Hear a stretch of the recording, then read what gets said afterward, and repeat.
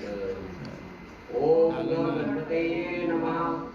नमस्ते वासुदेवाय, नमः संकर्षणाय च प्रद्युम्नाय अनिरुद्धाय तुभ्यं भगवते नमः।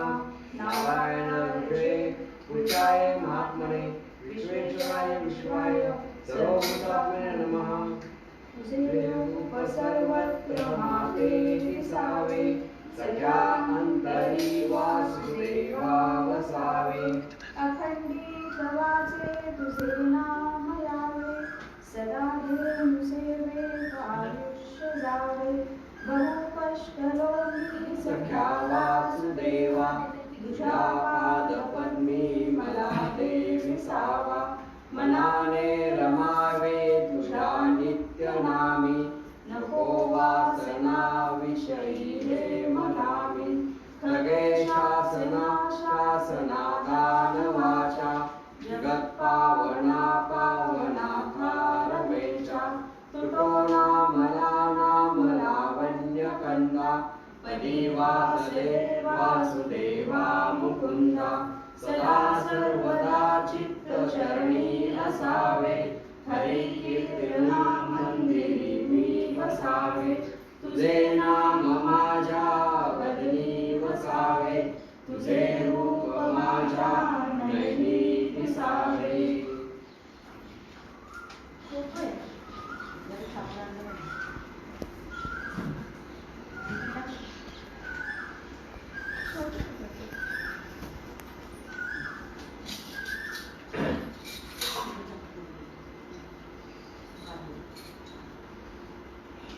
ओम नमो भगवते वासुदेवाय। श्री कृष्ण गोविंद हरे मुरारी, हे नाथ नारायण वासुदेव। श्री कृष्ण गोविंद हरे मुरारी, हे नाथ नारायण वासुदेव। श्री कृष्ण गोविंद हरे मुरारी, हे नाथ नारायण वासुदेव। राधा कृष्ण गोपाल कृष्ण, राधा कृष्ण गोपाल कृष्ण, राधा कृष्ण गोपाल कृष्ण, राधा कृष्ण गोपाल कृष्ण, राधा कृष्ण गोपाल कृष्ण, राधा कृष्ण गोपाल कृष्ण, राधा कृष्ण गोपाल कृष्ण, राधा कृष्ण गोपाल कृष्ण, राधा कृष्ण गोपाल कृष्ण, राधा कृष्ण गोपाल कृष्ण, राधा कृष्ण गोपाल कृष्ण, राधा कृष्ण गोपाल कृष्ण।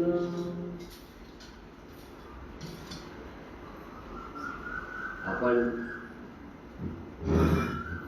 मागच्या गुरुवारी जे काही अध्ययन केलं त्याला थोडासा पूर्वभाग आपण आज सांगणार आहोत आणि त्याच्यानंतर आपण आजच्या भागाला सुरुवात करू. कदाचित मागचा भाग थोडासा विस्मरणात गेला असेल, त्यामुळं फक्त त्याची आठवणी दाखल आपण थोडंसं पाहूयात आणि मग लगेच पुढे सुरुवात करूयात. आपण सर्वांनी हे लक्षात घ्यायचे की 18,000 श्लोक या भागवत महापुराणात आहेत. त्या मनाने मला हा भागवत महापुराण ग्रंथ नेहमीसारखं विस्तृत किंवा फार खुलासेवार सांगता येणार नाही, कारण मागच्या गुरुवारी जे प्रवचन झालं त्यानंतर मला बऱ्याच जणांनी त्याविषयी काय विचारलं, पण आपणच ते लक्षात ठेवत जा किंवा त्याचे मुद्दे आपण घरी नोट डाऊन करत ठेवत जा, किंवा आपण सगळेजण आपापल्या घरी बसलेले आहात तर तुम्हाला सहज कागद पेन्सिल पेन घेऊन बसता येईल आणि ते मुद्दे नोट डाऊन केल्यावर तुम्हाला ते लक्षात येत जाईल. कारण दरवेळी मला रिकॅप घेता येणं शक्य नाही, तर ही गोष्ट लक्षात घ्या.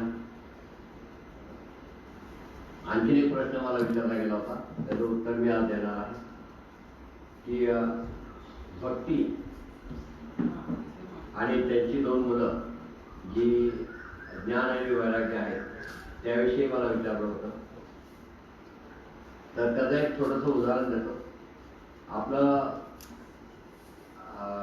स्वामींच्या कृपेने श्रीपाद वल्लभांच्या आशीर्वादाने मी श्रीपाद श्री वल्लभ महात्म्यम ही पोथी लिहिली. तर त्यामध्ये उल्लेख आहे की जो मूळ शंकर भट्टांच्या श्रीपाद श्री वल्लभ या ग्रंथात आहे. तर त्यातली एक गोष्ट तुम्हाला आठवत असेल की ज्यावेळी मार्कंडेयाने माणिक जे आहेत, लाल रंगाचा माणिक असतो, ते माणिक जे सीतेच्या गळ्यातले होते तर ते सगळे चावून बघितले. त्याच्यात राम नाही म्हणून ते सगळे खाली त्यांनी टाकून दिले. ते टाकून दिलेले जे माणिक होते ते देवांनी एकत्र केले आणि श्रीपाद श्री वल्लभ असं सांगतात की ते मी माझ्यावर ठेवून घेतले. आणि ते जे माणिक श्रीपाद वल्लभांनी आपल्याजवळ ठेवून घेतले होते त्यातूनच पुढे हुमनाबादला माणिक प्रभू हे जन्माला आले. आता गंमत अशी आहे की माणिक आपल्याला असं वाटतं की ते धातू आहे किंवा ते वस्तू आहे किंवा त्याला आत्मा नाहीये असं आपल्याला वाटतं. माझी सुद्धा पूर्वी अशीच कल्पना होती की लाकूड आहे, धातू आहे. पण तसं नाही. त्याही निर्जीव वस्तूवर जर अनेक संस्कार झाले तर त्यातूनही एका आत्म्याची निर्मिती होऊ शकते. आणि आत्म्याची निर्मिती झाल्यावर त्यातून भगवंताची जर कृपा झाली आणि तो सद्भक्तीने वागला तर त्याच्याही जीवाचा उद्धार होऊ शकतो. मग कोणी झाडं, वेली, फुलं याच्यात कोणाचा रूपांतरित होतं, कुणी एखाद्या धातूचे रूपांतर होतं. अहिल्यादेवीची शिळा आपल्याला माहिती असेल ना, तुळजापूरच्या घाटामध्ये अहिल्याची शिळा आहे. आणि ज्यावेळेस प्रभू रामचंद्र या दिल्लीला अरण्यात आले आणि अहिल्याचा हा पाय अहिल्याच्या त्या शिळेला जेव्हा प्रभू रामचंद्रांचा पाय लागला तो पाय लागता क्षणी ती पुनीत झाली, पावन झाली. आणि ती पावन झाल्यावर तिचा उद्धार झाला. म्हणजे ती पुन्हा त्या शिळेतून, त्या दगडातून निर्माण झाली. तर एखाद्या दगडातून किंवा एखाद्या शिळेतून जी अहिल्या तिथे त्या तुळजापूरच्या घाटात शिळा होऊन पडलेली होती तर भगवंताचा प्रभू रामचंद्रांच्या चरणाचा स्पर्श होता क्षणी ती पुन्हा त्यातून निर्माण झाली, तिचा उद्धार झालेला आहे. प्रभू रामचंद्रांनी तिचा उद्धार केलेला आहे. तद्वत हे जे माणिक मार्कंडेयाने टाकून दिले होते ते श्रीपाद श्री वल्लभांनी गोळा केले, एकत्र ठेवले आणि त्यातूनच हुमनाबादला आमच्या या माणिक प्रभूंचा अवतार झाला. आणि त्यांनी त्या ठिकाणी हुमनाबादला कार्य केलेलं आहे. तसंच आता लक्षात घ्या की दोन उदाहरणं मला आता आठवली. या दोन उदाहरणांवरून तुम्ही लक्षात घ्या की आपल्या ही जी भक्ती जी आहे आणि तिथे दोन पुत्र जे आहेत, एक ज्ञान आणि वैराग्य. तर तुम्ही म्हणाल भक्ती असते, तर भक्ती ही सुद्धा एक देवता आहे. ती जी दोन पुत्र आहेत ते ज्ञान आणि वैराग्य, हे सुद्धा ज्ञान आणि वैराग्य ही सुद्धा एक अद्वितीय अशी शक्ती असलेली आहे. जसं गंगा असते, यमुना असते, सरस्वती असते, तसंच किंवा हिमालय असतो. तर काही लोकांना हिमालयात गेल्यावर हिमालय पर्वत म्हणजे त्या डोंगराचं दर्शन होत नाही, ते हिमालय या शक्तीचं दर्शन होतं. मला माफ करा, याच्यात मीपणा नाहीये, पण मला असं वाटतं की भक्ती जर वृत्तीगत व्हायची असेल तर माझी कन्सेप्ट अशी आहे की ज्या घडल्या त्या गोष्टी सांगाव्यात. बरेच लोक असं म्हणतात की आपल्याला जे दृष्टांत झाले, आपल्याला जे देवाचं दर्शन झालं किंवा आपल्याला जर भगवंत भेटला किंवा भगवंतांनी आपल्याला दोन गोष्टी ज्या सांगितल्या त्या कोणाला सांगू नये आणि लपून त्यासाठी ठेवायचं. आपलं काही कोणी चोरून येत नाही. मला समजा जर स्वामी भेटले तर त्यातही मीपणा नाहीये, अहमपणा नाहीये, आय एम नॉट इगोइस्ट. परंतु तुम्ही हे लक्षात घ्या की मी जर हे तुम्हाला सांगितलं, मी तुमच्यातलाच एक आहे, फक्त तुमच्या तुम्ही सगळे माझे हितचिंतक आहात, तर तुम्ही सुद्धा हितचिंतक आणि श्री गुरु श्री स्वामी समर्थांचा आशीर्वाद, त्यामुळे मी तुमच्यातच एक समोर ऑडियन्स मधून उठून इथे खुर्चीवरून बसलेलो आहे. मी कुणी वेगळा नाही, पण मी माझा व्यापार उद्योग व्यवसाय करून प्रपंच सांभाळून मी जर काही उपासना करू शकत असलो तर त्या उपासनेमुळे, त्या सत्प्रवृत्तीमुळे, सत्कर्मांमुळे जर मला आमचे गुरु श्री स्वामी समर्थ जर भेटले तर ते मी का नाही सांगावं. तुम्हाला गमत वाटेल, अलीकडे एक पुस्तक माझं प्रकाशित झालं. त्या पुस्तकामध्ये मी तर मला जे स्वामी दिसले, बहुतेक ते अनुभवामृत भाग 2 असेल, तर अनुभवामृत भाग 2 मध्ये मी जे अलीकडच्याच एक 1.5-2 महिन्यापूर्वी जे पुस्तक प्रकाशित झालं, त्या अनुभवामृत भाग 2 मध्ये मी योगेशला काही चित्र काढायला सांगितली होती. मला सो अपर्णाला, श्रीधरला आणि शीतलला आम्हाला घराचं दर्शन झालं. मला चिंता झालं. त्यांची चित्र मी त्या अनुभवामृत भाग 2 मध्ये दिलेली आहे. ते योगेशनी आणि मनु अगरवालनी काढलेली आहे. दुसरं काकूंना दर्शन झालं, म्हणजे आज दर्शन झालं, पण ती म्हणजे मला जे दर्शन झालं ते तुम्ही काही छापू नका, ते काही टाकू नका. ते मी जे काही तिने सांगितलं ते वाक्यच त्या ठिकाणी नमूद केलेलं. श्रीधरला 2दा दर्शन झालं.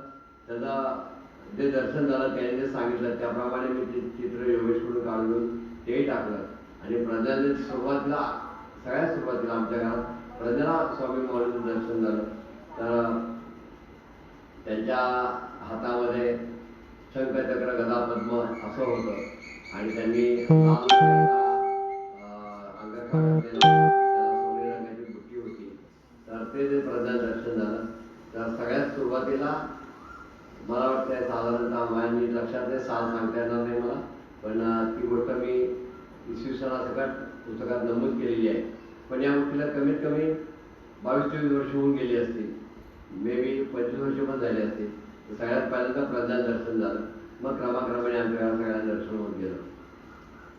तर हे जर लोकांना सांगितलं तर लोकांचा विश्वास वाढेल की आपल्यातलाच एक जण आहे जो संसारही करतो, व्यापारही करतो, आपापल्या संसार उद्योगात व्यापारात कायम मग्न असतो, मठातल्या सगळ्या लोकांना अटेंड करतो. सहसा मला कोणी फोन करत नाही, प्रत्यक्षात मला इथं भेटतात. आता कोरोनामुळं नाही, कोरोना असल्यामुळं, लॉकडाऊनमुळं आपला मठ बंद आहे. सगळ्यात मला असं वाटतं पहिल्यांदा आपण पुण्यात, म्हणजे पुणे शहरामध्ये सगळ्यात पहिल्यांदा आपण मठ बंद केला. 12 मार्चला आपण बंद केला आणि बाहेर त्याची नोटीस लावली होती. आणि 19 मार्चपासून तर पूर्णच लॉकआउट केल्यासारखं केलं आणि मठात कोणाला येऊन दिलं नाही.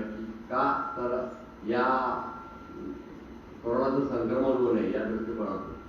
तर ही जी अशी दर्शन झाली ती नक्की सांगावीत असं मला वाटतं, म्हणून मी ती पुस्तकात थोडी तर सांगतोच आहे तुम्हाला, पण पुस्तकात सुद्धा मी हे लिखित स्वरूपात दिलेलं आहे. तर अशी भक्ती आहे की ती एक प्रकारची देवता आहे. जसं मग तुम्हाला सांगितलं की मानकाचे गुणाबादला आमचे माणिक प्रभू अवतार त्यांनी त्या ठिकाणी घेतला, तसंच ही जी भक्ती आहे ही पण देवता आहे, जशी गंगा ही देवता आहे. मला यावरून सांगायचं होतं मगाशी की आम्ही 2015 साली आम्ही दोघंच फक्त काशीला गेलो होतो आणि पुण्याहून जाऊन मुंडूवाडीला उतरलो. तिथं आमचे परमस्नेही राकेश पांडे हे त्या ठिकाणी भेटले होते आणि काशीला आम्ही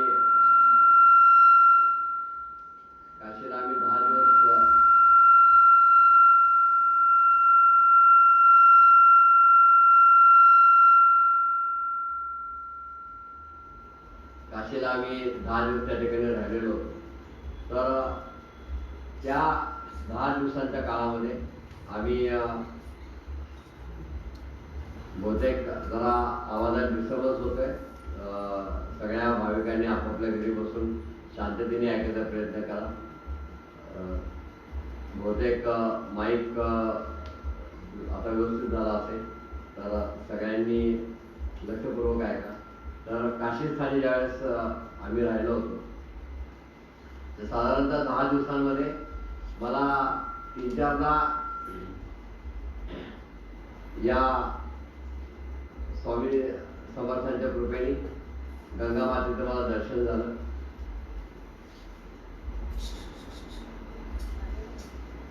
आणि गंगेचं त्या ठिकाणी मी दर्शन घेतलं. साक्षात मला गंगा माता पांढरी स्वच्छ साडी घातलेली साधारणतः सर्वदृष्टीसाठी दिसणारी अशी मला दिसली. त्याच्यानंतर आणखीन काही दिवसांनी मला गंगेचं दर्शन झालं आणि पुन्हा एकदा बालस्वरूपात तिचं दर्शन झालं. असं 3-4दा मला साक्षात गंगा मातेचं दर्शन झालं. काही वेळेस दशाश्वमेध घाटावर झालं, काही वेळेस आम्ही ज्या ठिकाणी राहत होतो मेन रोडवर त्या ठिकाणी झालं. लारा इंडिया नावाच्या हॉटेलवर आम्ही राहायला होतो. मला वाटतंय तो गोदाई चौरासी म्हणून त्या चौक आहे, गोदाई चौरासी, त्या ठिकाणी आम्ही राहायला होतो. तर त्या ठिकाणी मला गंगा मातेचं दर्शन झालं. तर जसं या गंगा मातेचं दर्शन होऊ शकतं, जसं इतर देवताचं दर्शन होऊ शकतं, तसंच भक्ती ही सुद्धा देवता आहे. तर तिचं त्या शक्तीचं सुद्धा दर्शन होऊ शकतं. आणि म्हणून ही भक्ती आहे. आणि त्या भक्तीला 2 मुलं आहेत. म्हणजे हे एवढा वेळ माझा याच्यासाठी गेला की भक्ती म्हणजे नेमकं काय, तर ती नुसती शक्ती नसून ती एक देवता आहे हे सांगण्यासाठी मला एवढं आतापर्यंत प्रवचन करावं लागलं. आणि तिला 2 पुत्र आहेत, एक आहे ज्ञान आणि दुसरं आहे वैराग्य. पण हे ज्ञान आणि वैराग्य हे दोन्ही पुत्र तिथे खूप वयस्कर, म्हातारे, थकलेले, भागलेले असे दिसत आहेत. तर शेवटी भक्ती ही आपल्या दोन्ही मुलांना घेऊन वृंदावनात आलेली आहे. वृंदावनात का आली तर तिथं कृष्णाच्या सगळ्या लीला वृंदावनात घडलेल्या आहेत. अशा त्या वृंदावनी ती आलेली आहे. आणि वृंदावनी आल्यावर या तिथल्या वातावरणामुळे त्या ठिकाणी या कृष्णलीला झाल्या. गोपी त्या ठिकाणी नाचले, गायले, खूप त्यांनी आनंदात दिवस घालवले. तर अशा या वृंदावनात ती आल्यावर तिचंही ते तेज होतं मूळचं, ते तिला पुन्हा प्राप्त झालेलं आहे. आणि ती सुद्धा अशी पुरुष वयस्कर अशी दिसत होती. तर ती तरुणी दिसायला लागलेली आहे, युवती ती झालेली आहे. आणि अशी युवती ती दिसायला फार सुंदर दिसू लागलेली आहे. आणि तिला हा प्रश्न पडायला लागला की माझी मुलंही तरुण पाहिजे आणि मी वयस्कर पाहिजे. उलटं झालं, ती तरुणी दिसायला लागली कारण वृंदावनात कृष्णाची कृपा, त्यामुळे ती तरुणी दिसायला लागली. आणि तिची दोन्ही मुलं ज्ञान आणि वैराग्य हे मात्र म्हातारे दिसायला लागलेले आहेत. त्याचं कारण असं आहे, या कलियुगामध्ये ज्ञान आणि वैराग्याचं महात्म्य फार निघून गेलेलं आहे. आणि हे का घडलं याचा भाग आता आपण पाहणार आहोत. नारद मुनी हे असेच फिरत फिरत खिन्न झालेले होते. त्याने या पृथ्वीतलावर आमच्या या ब्रह्मदेवाच्या पुत्राला नारद मुनींना या पृथ्वीतलावर कुठेही काही आनंद दिसत नव्हता. सगळीकडे हाहाकार माजलेला, सगळे लोक दुःखी, काहीतरी चिंतेत असे सगळे लोक होते. म्हणून ते खिन्न झाले.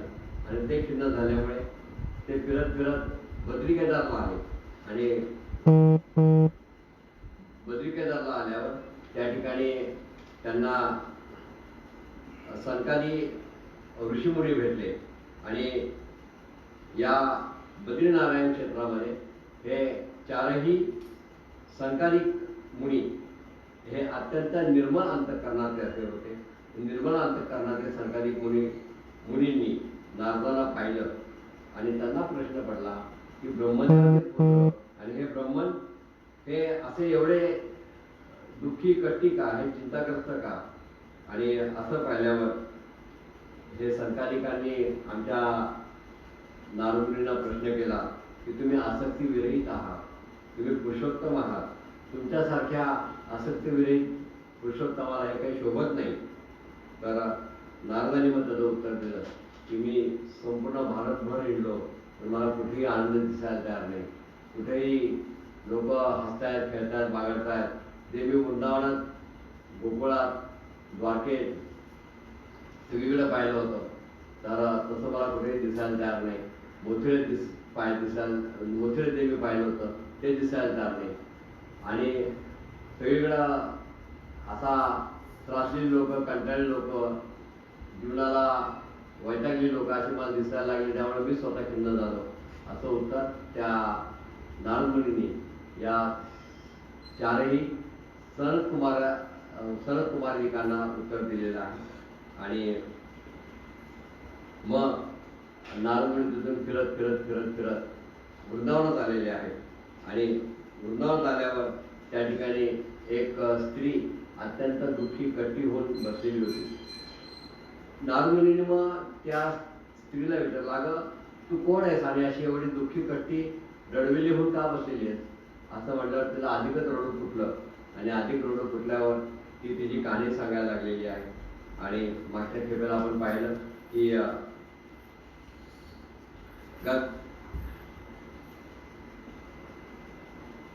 गंगाद्याम सिद्धेशे मा मत्स्यवार्थ समागता तथा मे श्रेयाः देविताया सुरेरपि उत्पन्ना द्रविडे साहम वृत्ती कर्नाटके गता क्वचित कचित महाराष्ट्रे गुर्जता जीर्णता गता. तर गुर्जरे जीर्णता गता मागच्या गुरुवारी आपण याचा अभ्यास केलेला होता. तर ही युवती या नारद मुनींना सांगायला लागलेली आहे, अहो मी फारच दुःखी कट्टी झालेली होते. तुम्ही या ठिकाणी फिरत फिरत आलात, वृंदावनात आलात आणि मला तुम्हाला पाहिल्या असं वाटलं की तुम्ही माझ्या जीवाचा उद्धार कराल, माझं दुःख, माझं दैन्य, माझं कष्ट तुम्ही घालवाल म्हणून मी तुमच्याकडे आशेने पाहायला लागले. तर तुम्हीच मला गुरुसारखे आहात, गुरुच आहात माझे. तर या घोर कलियुगामुळे माझी अशी अवस्था झालेली आहे, जशी सध्याच्या काळात कोरोनामुळे आपली अवस्था झालेली आहे. आपण माणसं पूर्वी असं बोलू नये, पण गंमत म्हणून समजा किंवा माझा मिष्टी स्वभाव म्हणून समजा, काही म्हणा, आपण समजा रस्त्याने चाललो किंवा घरात एखादं कुत्रा आलं की हाड हाड म्हणून त्याला हाकलून देतो. तसं आजकाल माणसाने की आपण लांब लांब सर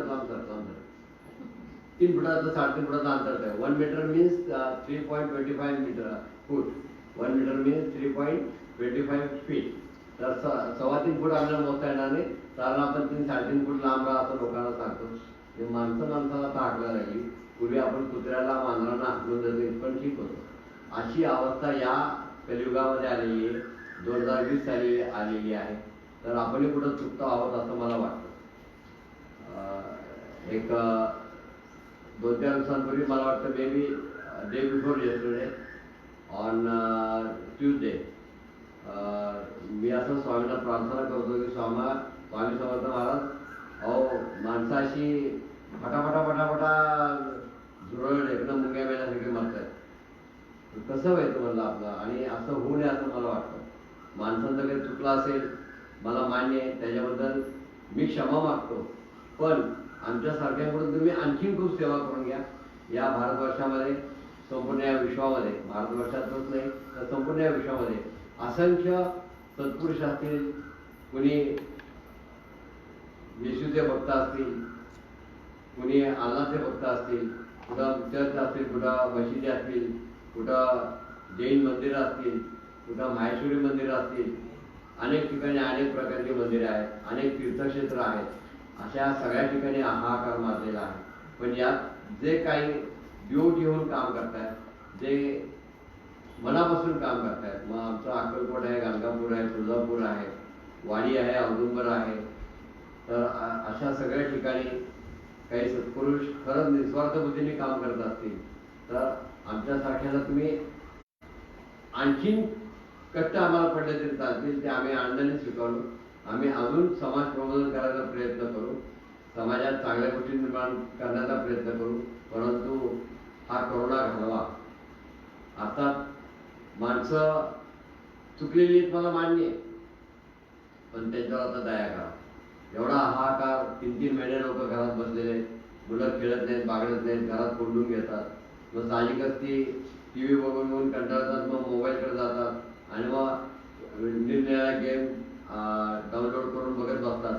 त्याला आपण विरोध करू शकत नाही, कारण मुलांनी तरी काय करायचं, अशी आपली दयनावस्था झालेली आहे. म्हणजे नारद मुनींनी किंवा आमच्या भक्तीने जी दयनावस्था त्या काळात पाहिली होती, त्याच्यापेक्षाही दुर्दिन आज आपल्या संपूर्ण विश्वात आलेले आहेत. मग किती पैसा वाचला, किती शास्त्रज्ञ असले, किती डॉक्टर्स असले, तरी याच्यावर काही there is no any solution for last 6 months. तर अशी आपली अवस्था झालेली, सगळे घाबरून जीवन जगत आहेत. तर स्वामींना मी प्रार्थना केली, असे हात केले दया मागितल्यासारखं, की स्वामी हे सगळं लवकर घालवा. आणि खूप मी तळमळ. आणि मग स्वामींनी सांगितलं की ब्रह्मदेवाचा कोप झालेला आहे आणि काही गोष्टी समजून घ्यायच्या असतात. स्वामी काही गप्पा मारत बसत नाही आपल्याशी. काय करायचं, स्वामी एवढासा एक शब्द सांगतात तर त्याचा अर्थ करता मला नाकी मिळतं आणि स्वामी वारंवार मला काही सांगत नाही. क्वचित 2-5 वर्षाचं 5-7 वर्षाचं कधी काहीतरी एखादा वाक्य सांगतं. मला असं वाटतं की स्वामी मौलींनी मला साधारणतः 2004 साली आम्ही स्वयंपाकाला जेवायला बसलो होतो मी आणि ताटाभोवती पाणी फिरवलं. स्वामींनी नैवेद्य झालेला होता. माझ्या ताटाभोवती पाणी फिरवलं आणि आचमन केलं. आचमन करताच तेवढ्याच स्वामी आले. माझ्या शरीर ओट्यावर बसले. ज्या ठिकाणी मी माझं जेवणाचं ताट ठेवलं होतं तिथं बसले आणि स्वामींनी मला सांगितलं परांना खायचं नाही. आणि एक स्वामींनी बिल्वपत्र बरोबर आणलं होतं. ते बिल्वपत्र माझ्या त्या जेवणाच्या पानावर ठेवलं आणि एक संस्कृत मंत्र म्हटला. तो मंत्र मला त्या दिवशी पूर्ण पाठ होता. म्हणलं आपण नंतर लिहून ठेवू, कारण मंत्र लक्षात राहिला होता. पण त्या क्षणापासून मी जे विसरलो ते या 2004 ते 2020 16 वर्षात मला तो मंत्र आज तागात काही आठवला नाही. आणि मला तो मंत्र म्हटल्यावर स्वामींनी सांगितलं की परांडव याच्यापुढे कुठेही घ्यायचं नाही. तर आज स्वामींच्या कृपेने, त्यांच्या आशीर्वादाने या 16 वर्षात मी कुठेही परांडव घेतलेलं नाही. ही त्यांचीच कृपा आहे. तर असं स्वामींनी 16 वर्षापूर्वी जे सांगितलं त्यानंतर मला आत्ता सांगितलं की ब्रह्मदेवाचा कोप झालेला आहे, ब्रह्मणे नमः हा जप करायचा. तर तुम्ही सगळेजण या, मी फेसबुकवर आणि आपल्या व्हॉट्सअप ग्रुपवर सगळीकडे टाकलेलं होतं. याच्यात कोणालाही कंपल्सरी नाही. काकांनाच का सांगितलं मग आम्हाला काय नाही याचं उत्तर माझ्याकडं नाही. तुम्हाला जर सांगितलं तर तुम्ही फॉलो करा, तुम्हाला नसेल पटलं तर करू नका, तुम्हाला जो आवडेल तो जप करा. पण काहीतरी धारिष्ट्य ठेवून स्वामींनी जे सांगितलं ते मला तुम्हाला सांगणं क्रमप्राप्त होतं. ते काही लपून ठेवायची गोष्ट नव्हती. एपीवर त्याबद्दल कुणीतरी तिडके म्हणून आहेत, त्यांनी सांगितलं की नाही असं काय करायचं नाही, स्वामीने जप करा. आणि स्वामी कशाला असं सांगतील, आणि स्वामी एवढे शक्तिमान आहेत ते कशाला म्हणतील की ब्रह्मणे नमः जप करा. आणि देवा तिडके साहेबा, मी एक पामर आहे, मला यातलं काही ज्ञान नाही आहे. मी हे लेखी आज मी माझ्या कामात, माझ्या व्यवसायात, व्यापारात माझ्या मग्न होतो. व्यापार 1 रुपयाचा पण झाला नाही, पण दुकान उघडून मला दुकानात बसणं क्रमप्राप्त म्हणून बसलो. कारण स्वामींची आज्ञा मागेच झालेली. स्वामींच्या अवतार काळात 1850च्या नंतरच्या काळात, कारण 1856 ते 1878 स्वामी अक्कलकोटला त्यांनी सेवा केलेली आहे. जनतेचा उद्धार करण्यासाठी, तुमच्या आमदारकांचा उद्धार करण्यासाठी या प्रज्ञापुराला स्वामी समर्थ आलेले आहेत आणि तुमचा आमचा उद्धार करण्यासाठी ते त्या ठिकाणी राहिले. आपलं गीत पण आहे, प्रज्ञापुरी स्थिर झाला, प्रज्ञापुरी स्थिर झाला, मात्यानी 4 प्रत, रामानुज करी भावे, स्वामी पदा दंडवत, विश्वंभरा विश्वंभरा, स्वामी समर्था विश्वंभरा. तर आज परत माझं हे वाचन थोडंफार, आणि मी कुठे मोठा नाही आहे, तर तिडक्यांच्या बरोबर आणि अनेक जणांच्या मनात हे असं आला असेल की काकांनाच का सांगितलं, ते प्रताप वगैरे कोण तेवढे मोठे भक्त लागून गेले का, देवा देवा मी कुठे भक्त नाही, काय नाही. मी एक एअरपोर्ट माणूस आहे. मी आळंदीहून निघालेलो आहे आणि पंढरपूरला जातो. सगळ्या ज्ञानी लोकांकडे पाहतो की कोणी सुंदर सुंदर अभंग म्हणतात, कोणी तुकोबारायांचा म्हणतात, कोणी निळोबारायांचा म्हणतात, कोणी एकनाथ महाराजांचा म्हणतात, कोणी माऊलीचा म्हणतात आमच्या, आणि कोणी जगद्गुरू संत श्रेष्ठ तुकाराम महाराजांचा म्हणतात, कोणी मुक्ताबाईचा म्हणतात, कुणी मोगरा फुलला म्हणताय, कुणी मुक्ताबाईचं वाक्य म्हणताय ताटू गुराव ज्ञानेश्वरा. असे अनेक जण अनेक म्हणतायत. मला याचं काही येत नाही, मी अज्ञान आहे. फक्त मला एवढंच कळतं, विठाल विठाल विठाल विठाल विठाल विठाल. ते धावतात म्हणून मी धावतो, ते धावतात म्हणून मी धावतो. अहो, मी जन्माला आलो, माझ्या जीवाचा उद्धार व्हावा असं मला वाटतं. तुम्हाला धाडस असावं लागतं माणसाच्या अंगात. तुम्हाला हे सांगावं असं वाटतं. कालच माझ्या लग्नाचा 42वा वाढदिवस झाला. 43व्या वर्षात मी पदार्पण केलं. अर्थात या स्वामींच्या मठामध्ये माझी पत्नी स्ववापर माझ्यासमोरच बसलेली आहे. तिच्यासमोर ही गोष्ट सांगते. तिला त्यावेळी सांगितलं होतं मला लग्न करायचं नव्हतं. माझा मित्र भारत गोपेला पण मी हे सांगितलं आणि भारत गोपे म्हणला, बरं तू नाही करणार, तुम्ही पण नाही करणार. त्या विचाराने केलं नाही आणि माझं मात्र आमच्या अण्णाकडे लग्न लावलं. आता काय करायचं बाबा. आणि राहिलो त्या नेहरू मेमोरियल हॉलच्या त्यामधल्या हॉलमध्ये उभा राहिलो, नेहरू मेमोरियल हॉलमध्ये. आणि नेहरू मेमोरियल हॉलमध्ये 27 मे 1978 सकाळी 9:25 आमचं लग्न लागलं. आणि माझ्या मनात विचार यायला लागला की अरे आपण लग्न करणार नव्हतं, पण अण्णा अक्कांच्या आग्रहामुळं, आमच्या अण्णा म्हणजे काय म्हणतात असं सांगू नये, पण थोडक्यात मला सांगून पुढे जायचं म्हणून एका शब्दात सांगतो. इतर शब्द मला सुचत नाही. हिटलरच्या बरोबर होते एवढं खरं. म्हणजे हिटलरसुद्धा त्यांच्या पुढे पिका पडला असता. आणि अगदीच जर चिडले तर गन आणि रिव्हॉल्वर शिवाय बात नव्हती. म्हणजे निदान तोंडातनं तरी म्हणायचे, कारण त्यांचा व्याप मोठा होता. ब्रिटिशांचा काळ होता. ब्रिटिश काळामध्ये त्यांनी लोगाव विमानतळ बांधलं, डोंगरगाव धरणाचं काही काम केलं, शापूरजी पालमबरोबर त्यांनी काही कन्स्ट्रक्शनची कामं केली. लोगाव विमानतळाचं काम चालू असताना त्यांचे मित्र एक नंदकुमार जोशी, हे गुळाळीमध्ये त्यांचा तंबाखूचा व्यापार होता. बाळासाहेब आळके, नंदकुमार जोशी हे भवानी पेठेमध्ये त्यांचा हा तंबाखूचा व्यापार होता. या नंदू जोशी त्यांना आलं नंदू.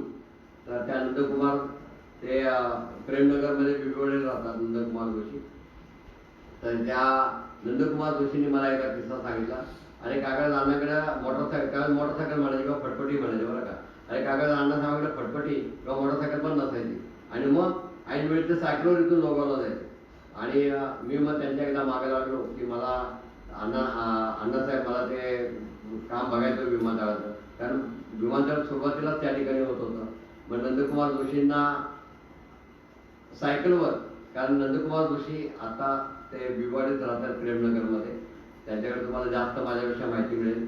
त्यांनी जी मला ही गोष्ट सांगितली ती मी तुम्हाला नमूद करते किंवा आजच्या भाषेत सेंड करते. तर त्यांनी मला सांगितलं की आम्ही अण्णा साहेबांबरोबर सायकलवर गेलो आणि ते विमानतळाचं काम पाहिलं. तर त्यावेळेस हजारो मजूर कामाला होते. आमच्या रजिस्टरला 850 मजूर होते, प्रमुख मजूर 850 होते. त्यांच्या हाताखाली जे होते ते वेगळे, म्हणजे असे हजारो मजूर काम करत होते. त्यामुळं आणि ब्रिटिशांचा काळ, गन आणि रिव्हॉल्वरशिवाय गोष्ट तोंडात येत नसेल. मला असं जेवढं माहिती आहे त्याप्रमाणे गेली अंदाजे 350 वर्ष आमच्याकडं बंदूक ज्यावेळेस शोध लागला त्यानंतर गेली 350 वर्ष म्हणजे 350 वर्ष आमच्याकडं ही आयुध आहेत. तर ते पारंपरिकरित्या चालू झालेले. माझ्याकडे सुद्धा बंदुकीचं लायसन आहे. ती फक्त एक घराण्यात आजपर्यंत चालत आली म्हणून मी ठेवलेली आहे, त्यात बाकीचा काय भाग नाहीये. तर अशी कामं त्यावेळेस अण्णांनी केली.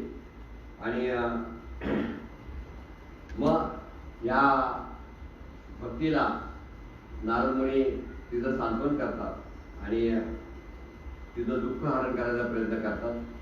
ती भक्ती मग दुःखी कटून म्हणते नारदांना की मी अशी या वृंदावनात आल्यावर या इथं कृष्णाच्या गोपींच्या गोष्टी झाल्या. उद्धव होता, अर्जुन होता, राधा होती. आणखी एक प्रश्न मला व्हॉट्सअपवर एकाने विचारला की काका तुम्ही राधेबद्दल सांगा. आता या वेळी मला राधेबद्दल सांगता येणार नाही. मी जवळजवळ यापूर्वी कोरोना नसताना 7-8 प्रवचनं मी राधेवर केलेली होती. त्यातला एकच भाग सांगतो. 10 म्हणजे मोक्ष देणारी, उद्धार करणारी, आणि रा म्हणजे त्याचं दान देणारी. तर राधा म्हणजे मोक्षाचं दान देणारी. गोकुळामध्ये राधा आणि कृष्ण हे फक्त 8 वर्ष होते.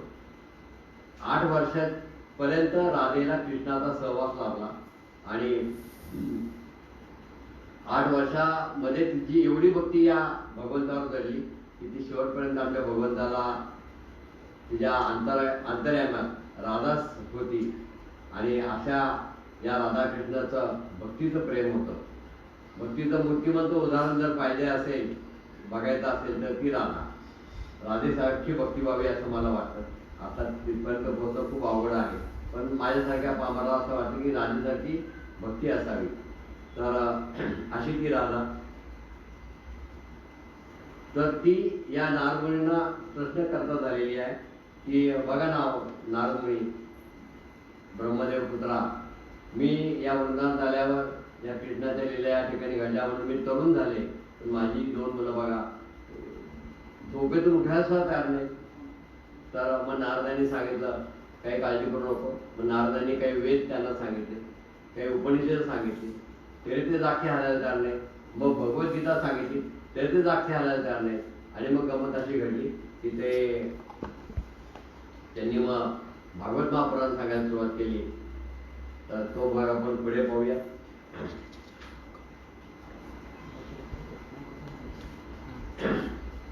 आणि नारदमुनी म्हणाले, हे देवी, मला माझ्या अंतर्ज्ञानामुळे, माझ्या ज्ञानदृष्टीने तुझं दुःख मला कळलेलं आहे.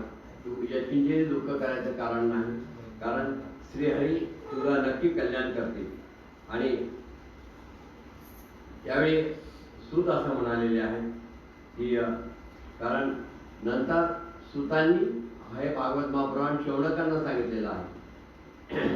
तर सूत त्यावेळेस म्हणालेले आहे, एकमेकांचा डायलॉग आहे हा. जसं आपल्या गुरुचरित्रामध्ये नामधारक आणि सिद्धमुनी यांचा संवाद आहे. गुरुचरित्रामध्ये नामधारक आणि सिद्धमुनी यांचा संवाद आहे. आणि तो सरस्वती गंगाधरने लिहिला, टिपला. त्याच्यामुळं गुरुचरित्र तुमच्या आमच्या समोर आलं. तद्वतच यामध्ये या सुतांनी शौनकांना हे भागवत महापुराण सांगितलं आणि सुतांना त्यापूर्वी या शुकमुनींनी हे भागवत महापुराण सांगितलं. म्हणजे आधी शुकमुनींनी त्यांचा जवळचा एकमेव शिष्य फक्त एकट्या सुतांना हे भागवत महापुराण सांगितलं. आणि त्याच्यानंतर सुतांनी शौनकांना हे भागवत महापुराण सांगितलं. आणि नंतर बद्रीनारायण क्षेत्री ज्यावेळेस हे संकालिक कुमार निर्मलांतकांना जे 4 संकालिक कुमार होते, तर त्यांची आणि नारदांची त्या ठिकाणी गाठ पडलेली आहे. आणि मग नारदमुनी खिन्न असल्याचं पाहून त्यांना मागे सांगितल्याप्रमाणे ते प्रश्न केले गेले. आणि मग नारदमुनी तसेच फिरत फिरत फिरत यमुना काठी गेले. आणि त्या यमुना काठावर ही दुःखी कट्टीत झालेली स्त्री त्यांना भेटली. त्यांनी तिला विचारलेले की तुझं दुःखाचं कारण काय. आणि मग नारदांनी नारदांना त्या युवतीने सांगितलं, त्या तरुणीने सांगितलं, अहो मला तुम्ही ओळखलं नाहीत का, माझं नाव भक्ती. नारदमुनी आश्चर्यचकित होतात, अगं तू भक्ती असून एवढी खिन्न दुःखी कट्टी, तुला एवढी दैन्यावस्था का बरोबर प्राप्त झालेली आहे. आणि मग ती सांगली की तुम्हीच मला याचं आता निराकरण करा, तुम्हीच मला याचं उत्तर द्या. मग हे नारदमुनी सांगतात, अगं मी आता अंतर्यामाने माझ्या अंतर्मनाने जाणलं आणि माझ्या ज्ञानदृष्टीने मी जाणलं. माझ्या हृदयात जे काही ज्ञान एकवटलेलं आहे त्या ज्ञानदृष्टीने मी तुला सांगतो की तुझ्या दुःखाचं कारण मला कळलेलं आहे. पण तू याची काळजी करू नकोस. श्रीहरी पांडुरंग, श्रीहरी कृष्ण तुझं नक्की कल्याण करतील. आणि मग एका क्षणात नारदमुनींनी हे या भक्तीचं दुःख जाणल्यावर सूत असं म्हणालेले आहेत की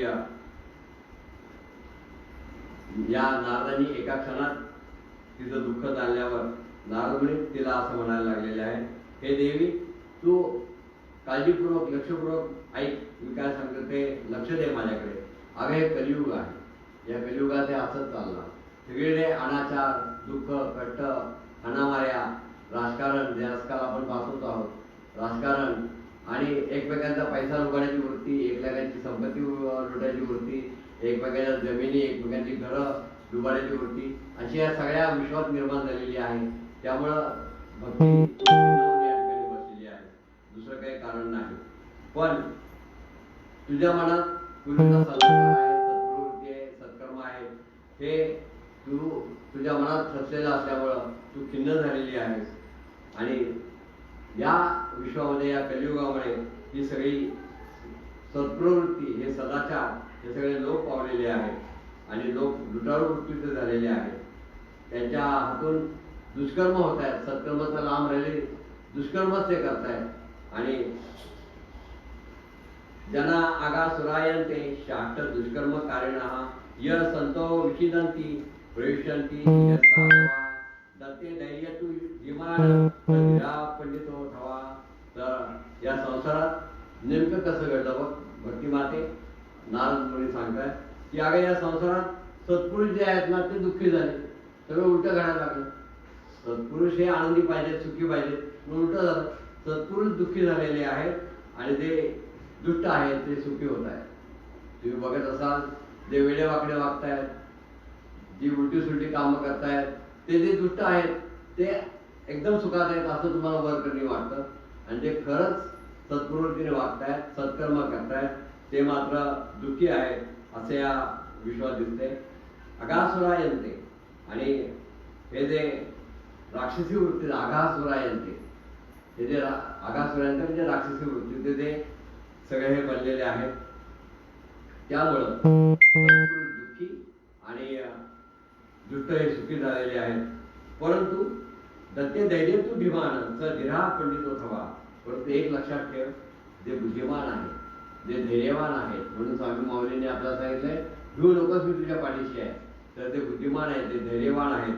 तर जे ज्ञानी आहेत ते मात्र या आशाही परिस्थितीत निश्चित टिकून राहतील. पण या पृथ्वीला या पृथ्वी ज्याने तोललेली आहे त्या शेषाला त्या नागाला त्या तक्षकाला ही पृथ्वी भाररूप व्हायला लागलेली आहे. तिला या पृथ्वीचं पापांचं वजन आता सहन होत नाहीये आणि तिच्यावर दृष्टी टाकण्यासारखी पृथ्वी राहिलेली नाहीये. आणि या पृथ्वीमध्ये या विश्वामध्ये कल्याणकारक असं कुठेही काही दिसत नाहीये. पृथ्वीची अवस्था झालेली आहे. अस्पृश्यान लौकिकम शेषभार करी धरा. तर या धर्तीवर या शेषाला शेषभार करी या शेषाने जे भार या पृथ्वीला उचललेला आहे तर तो सुद्धा त्याला जड झालेला आहे. कारण पृथ्वी शेषाला ही पृथ्वी भाररूप व्हायला लागलेली आहे. आणि तुझ्या पुत्रांचं तर या कलियुगामध्ये या विश्वात कुठंच दर्शन होत नाहीये. भक्ती कुठेतरी दिसतेय पण ज्ञान आणि वैराग्य सगळीकडे लोप पावलेलं आहेत. आणि म्हणून अगं तुझी मुलं जी आहेत जी मुलं आहेत ती तरुण दिसायला पाहिजे पण उलटं झालं. तू वृंदावन असल्यामुळं तुझ्या भगवंताची श्रीकृष्णाची कृपा आहे म्हणून ते त्या कृपेमुळं तू युवती दिसतेस सुंदर दिसतेस तरुण दिसतेस. आणि तुझी ज्ञान आणि वैराग्य दोन मुलं मात्र अगदी म्हातारी पोतारी जर्जर झालेली त्यांना उठता येत नाही बघता येत नाही. ती मी मगाशी नारद मुनींनी भगवद्गीता सांगितली. नारद मुनी सांगतात मी मगाशी भगवद्गीता त्यांना सांगितली वेद सांगितले उपनिषद सांगितली 18 पुराण सांगितली तरी ते जागे व्हायला तयार नाही अशी त्यांची अवस्था आहे. आणि म्हणून या पुत्रांचं मात्र कुठेही या विश्वात दर्शन होत नाहीये.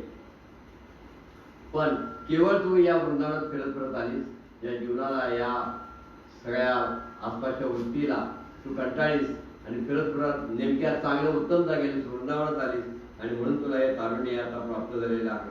का तर या ठिकाणी भक्ती आनंदाने नाश करत आहे.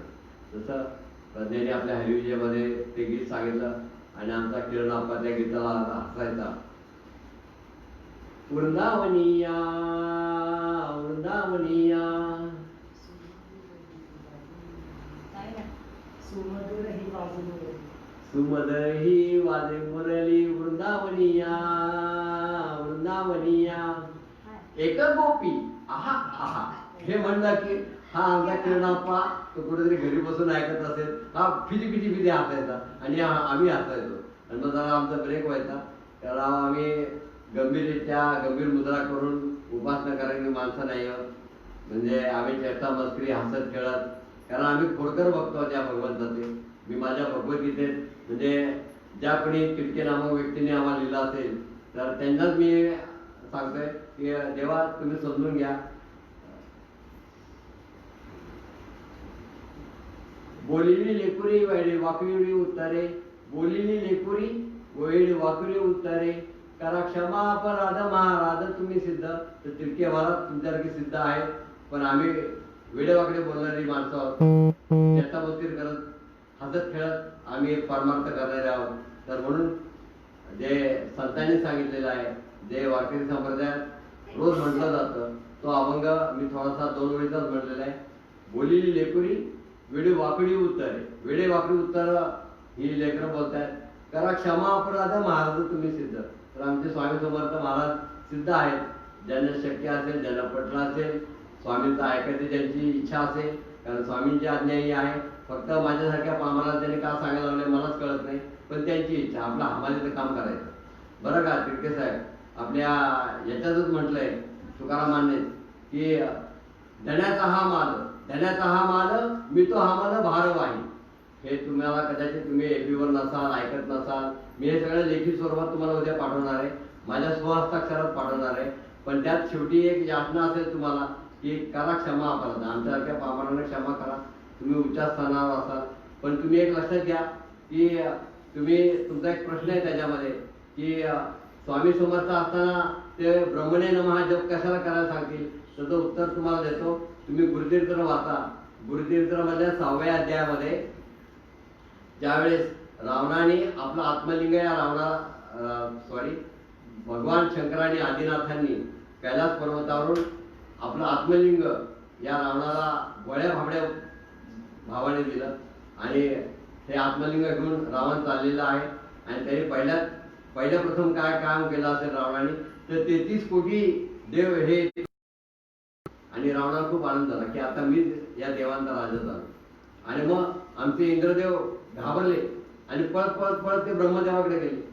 आणि ब्रह्मदेवाने म्हणले, अहो ब्रह्मदेवा, हे बघा ना, हे काय झालं, या भोळ्या शंकरा असं काहीतरी उलट सुलट काम करतो आणि ते आत्मलिंग देऊन टाकलं. आता आपण सगळे जेलमध्ये, तुम्ही जेलमध्ये आणि आम्ही जेलमध्ये.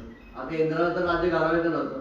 जसे सगळेजण आपण खुर्चीला चिकटून बसतो, तसं ते मात्र स्वर्गात खुर्चीत चिकटून बसलेले नसतात, तर सत्कर्म करण्यासाठी ते थांबलेले असतात, आपल्यासारखे नसतात. बरं का.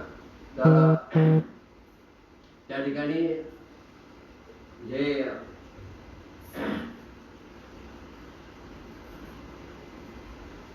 जे भगवान शंकर आहेत, त्यांनी हे आत्मलिंग या रावणाला देऊन टाकलेले हे सांगायला इंद्रदेव लगेच धावत पळत एक सांगायचं राहिलं. नारद मुनी नारायण नारायण म्हणत पृथ्वीवर संचार करत असतात. त्यांना ज्यावेळेस कळतं की भोळ्या शंकरांनी आत्मलिंग रावणाला देऊन टाकलं, त्यावेळेस नारायण नारायण नारायण म्हणत मग ते धावत पळत गळ्यात विना हातात चिपळ्या पळत पळत येतात. बरं का. बघायला सुद्धा आम्ही एरपडासारख्या हातात चिपळ्या घेतल्या, गळ्यात विना घेतला, पण वाजवला वेळा वाकडा, पण नारदासारखे आम्ही नाही. बरं का. तर ते पळत पळत आले आणि इंद्राला जागा केला. अहो इंद्रदेवा, राजा, स्वर्गातल्या राजा, अरे बघ काय झालं, आत्मलिंग गेलं आणि 33 कोटी देव या रावणाने सगळे तुरुंगात टाकले. मग इंद्र म्हणतो, नारद मुनी, आता याला काही पर्याय नाही, आता तुम्ही माझ्या बरोबर चला आणि माझी शिफारस करा, 2 शब्द त्या ब्रह्म्याला सांगा. आणि म्हणून नारद मुनी आणि आमचे इंद्रदेव हे धावत पळत पळत ब्रह्म्याकडे आलेले. आणि ब्रह्म्याला सांगतात, अहो असं असं झालं. ब्रह्मा विचार करायला लागतो की आता काय करावं, आता आत्मलिंग कसं काढायचं. आणि भगवंतानी आदिनाथांची आज्ञा किंवा आदिनाथांचा शब्द कुणी मोडायचा, आदिनाथांच्या कोण वाटेल जाणार, मग आता काय करायचं. पण ब्रह्मदेव विचार करतात, नाही, याला एक सोल्युशन आहे, याला एक औषध आहे, याला एक उपचार आहे, याच्यातून एक मार्ग निघू शकतो. आणि म्हणून ब्रह्मदेव म्हणतात, काही काळजी करू नका. मग ब्रह्मदेव, नारद मुनी आणि आमचे इंद्रदेव हे सगळे मिळून विष्णूकडे जातात. विष्णूला एक कथा सांगतात आणि मग ब्रह्मदेव असं सांगतात की आपण एक कृती काढूया. गणपतीला बोलवतात आणि म्हणतात, तू गवळ्याचं रूप घे आणि धावत पळत या पृथ्वी तलावर जा. गवळ्याचं रूप घेऊन नारद मुनी म्हणतात, मी पण तिथं प्रकटतो आणि रावणाला आठवण करतो, अरे संध्याकाळची वेळ झालेली आहे, आता तू संध्या कधी करणार, सूर्य असताना चालला, सनसेट व्हायला लागला, तर तू लवकर चल. आणि म्हणून आमचे नारद मुनी या गोकर्ण क्षेत्रातील जवळ येतात आणि त्या ठिकाणी आल्यावर गणपती सुद्धा त्या ठिकाणी गवळ्याचं रूप घेऊन होतो. आणि मग नारद मुनीने आठवण केलेली असते रावणाला, अहो संध्या करायची, सूर्यास्त होईल. मग रावण तो हो करायला पाहिजे आणि नारद मुनी निघून जातात नारायण नारायण म्हणून, कारण कळीचे नारद आहेत ते. जसे आजकाल हे कळीचे नारद आम्हाला भेटतात कुठेतरी, तर त्या कळीच्या नारदांची क्षमा मागून आम्हाला बोलावं लागतं. कारण मगाशी मी सांगितल्याप्रमाणे आमचं हमालीचं काम बाबा रे, माल सगळा मालकांचा आहे, आमच्या स्वामी समर्थांचा आहे.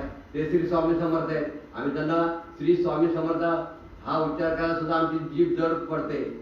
कारण स्वामींचं नाव घेतं का चेष्टा नाही बाबा बरं का. स्वामी देव फार कडक. स्वामी म्हणते कुणी वाटे जाऊ नये, नमस्कार सुद्धा करू नका एक वेळ, पण वाटे जाऊ नका. आणि करायचं असेल तर शुद्ध अंतकरणाने भक्ती करा. इतकं ते कडक दैवत आहे. पहिल्या दत्तावतारात ते सुद्धा शंकरासारखे भोळे वागले. श्रीपदांच्या अवतारात त्यांनी आमच्या या पिठापूरला शूद्रांना दत्तजप दिला आणि शूद्रांचा उद्धार केला. केवळ 30 वर्ष त्यांचा अवतार झाला.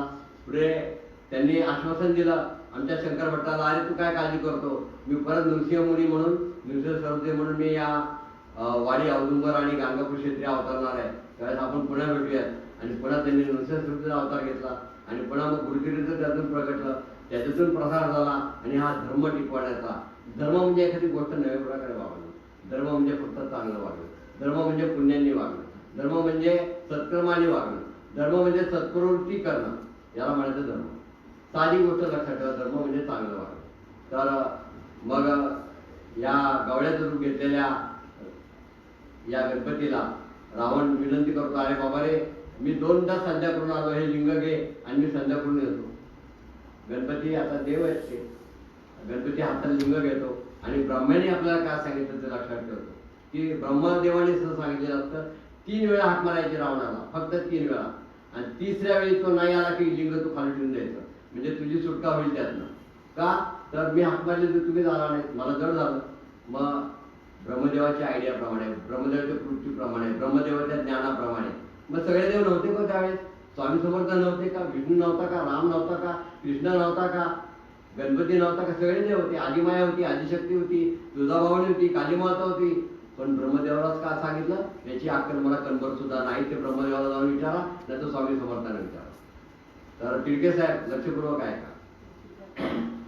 मी तुम्हाला भेटायला सुद्धा तयार आहे. तुम्ही कधी आमच्या गोगाले स्वामी मठात सकाळी 9 किंवा रात्री 9 वाजता या. मी इथं सगळ्यांना भेटत असतो. तुमच्या सगळ्या प्रश्नांची उत्तर माझ्या पामराकडून, माझ्या अल्प स्वरूप ज्ञानी, मला ज्ञान तर नाहीच आहे, पण अल्प स्वरूप जे काही मला माहिती असेल त्यातलं मी तुम्हाला सगळ्या प्रश्नांची उत्तर द्यायला तयार आहे. पण माझ्या मागे स्वामी समर्थ महाराज असतात, ते जसं सांगतात तसं मी बोलतो. कारण बोलणार धनी तो आहे. तुम्हाला हे आठवत आहे का? रेड्यामुखी वेद वजवले माऊलींनी आमच्या, चालवली जड भिंती हरली चांग्याची भ्रांती. अहो आमच्या माऊलींनी जड भिंत चालवली आणि तिकडून वाघावर येणाऱ्या चांग्याची भ्रांती हरवली. ते तर श्रद्धा असते. श्रद्धेवर कुणी घाला घालू नये बरं का.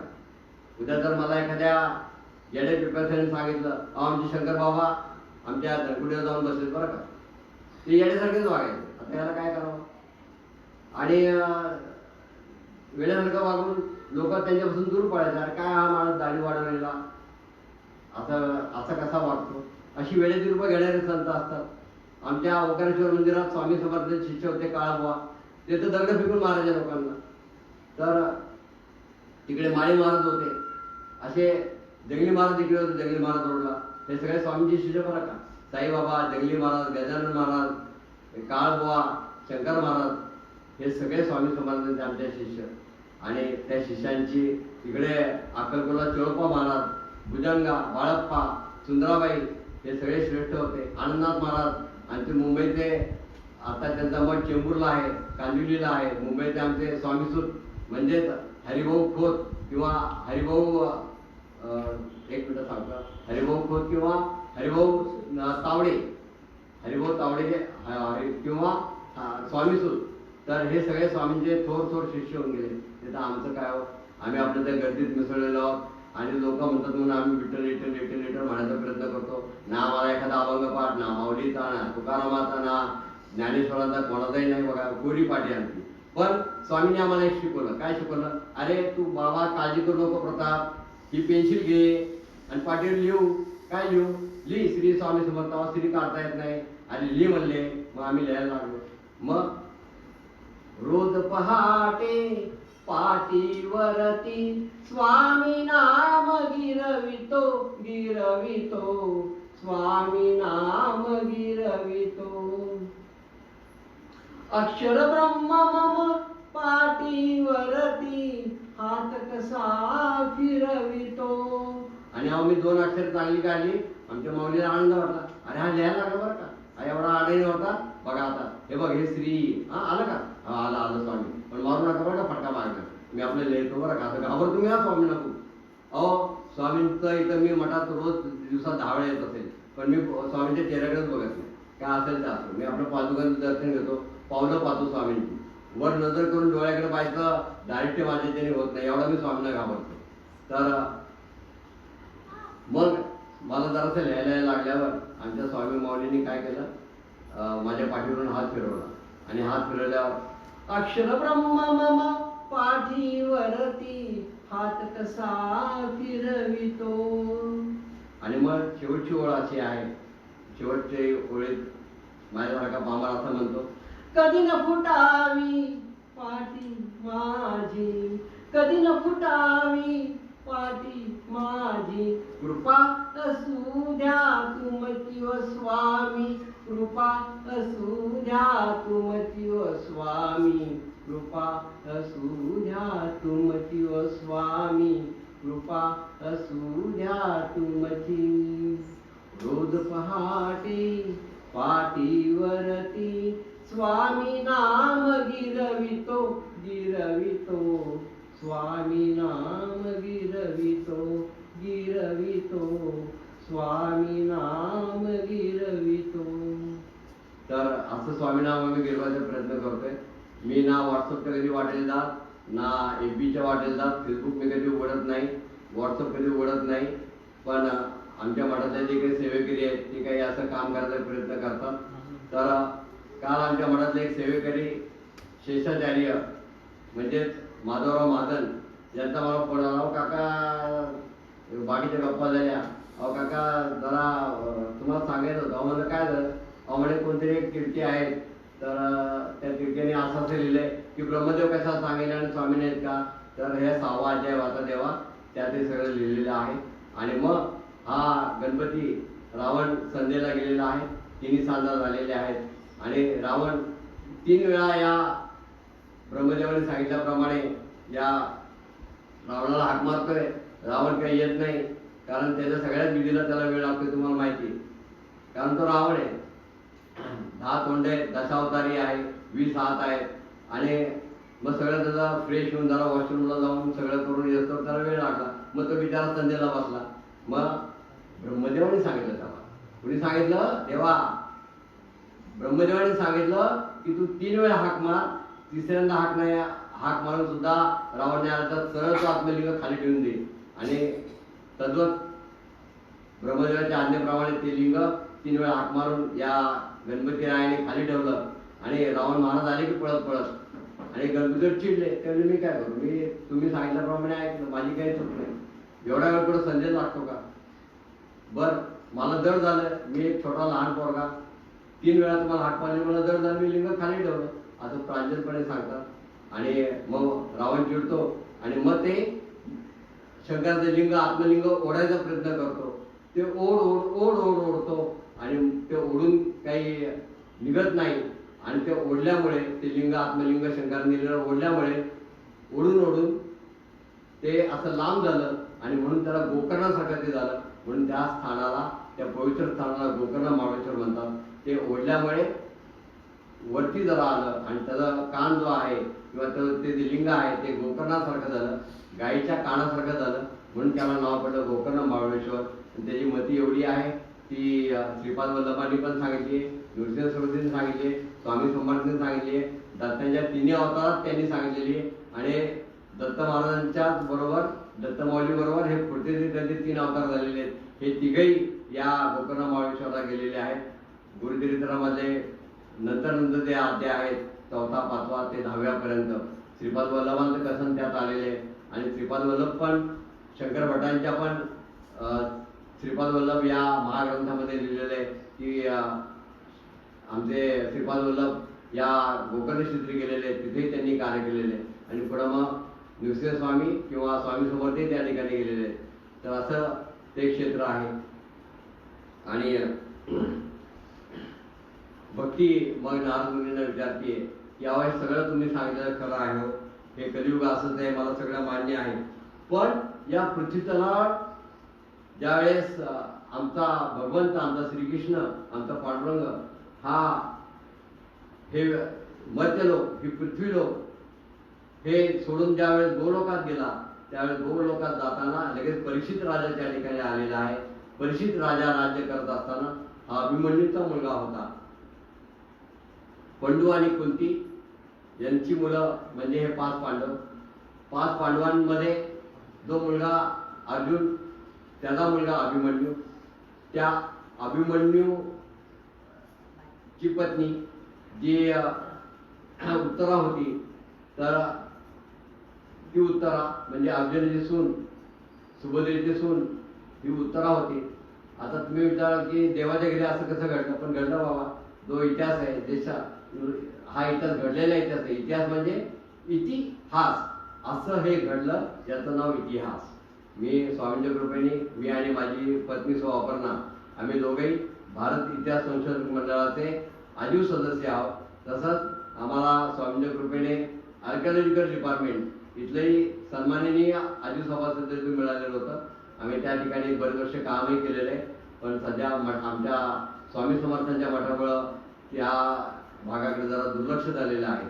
पण त्याच्यामुळे या गोष्टी माहिती आहेत. इतिहास म्हणजे जे सत्य आहे, जे सत्य घडलेलं आहे त्याचं नाव इतिहास. इतिहास अशी शब्दफळ आहे. असं हे घडलं तर हा इतिहास आहे. तर ह्या अर्जुन आणि सुभद्रेचा जो मुलगा अभिमन्यू, त्याची पत्नी उत्तरा, तर ही सगळी मुलं या अश्वत्थाम्याने ती झोपलेली असताना झोपेत मारलेली आहेत आणि फक्त त्यात उत्तरा वाचलेली आहे. आणि ब्रह्मास्त्र, तिथं सुद्धा ब्रह्म आलं बरं का, ब्रह्मास्त्र या अश्वत्थाम्याने या सगळ्यांना मारलेलं आहे. पण त्या उत्तरेला ते भेदून जातं. त्या ठिकाणी तिथं या उत्तरेचं संरक्षण या भगवंताने, श्रीकृष्णाने केलेलं आहे. आणि उत्तरेचं संरक्षण करून तिचा तिच्या पोटातलं जे बाळ होतं ते तिने वाचवलेलं आहे. आणि पुढं या अभिमन्यूचा जो मुलगा म्हणजे या अर्जुनाचा नातू, अर्जुन आणि सुभद्रेचा नातू आणि त्यांची सून ही उत्तरा, तिचा जो मुलगा आहे परीक्षित, या परीक्षित राजाला ही कथा या शुकमुनींनी सांगितलेली आहे. कारण ही कथा सांगितल्यावर 7व्या दिवशी त्याचं परलोक गमन होणार आहे. म्हणून शुकमुनी या 7 दिवसांमध्ये ही कथा त्याला सांगतात. 7 दिवसाचं इथं बंधन नाहीये. फक्त परीक्षित राजाला का होतं तरी 7 दिवसात कथा संपवायची होती. कारण त्याचं आयुष्य फक्त 7 दिवसच राहिलेलं होतं. आपण